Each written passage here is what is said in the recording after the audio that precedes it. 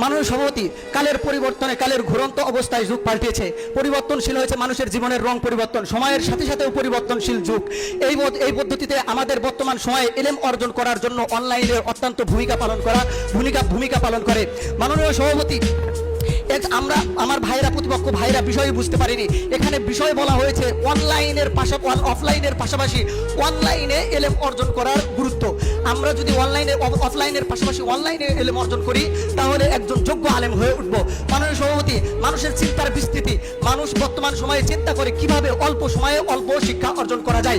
মাননীয় সভাপতি, আমার প্রতিপক্ষ ভাই বরাবরই দাবি করে আসছে যে অফলাইন এলেম অর্জনের জন্য যথেষ্ট। বর্তমান সময়ে এমন কিছু এলেমের ব্যবস্থা আছে যা আমাদের দক্ষিণ এশিয়ার তলিব আলেমরা অর্জন করতে পারে না, যেমন কিরাতে সালাত। এটা যদি আমরা অর্জন করতে চাই অন্ততপক্ষে আমাদের সৌদি আরব কিংবা মিশর যেতে হবে। কিন্তু যখন আমরা অনলাইনের মাধ্যমে এটা শিক্ষা করব, খুব অল্প সময়ে অল্প খরচে শিক্ষা করতে পারবো।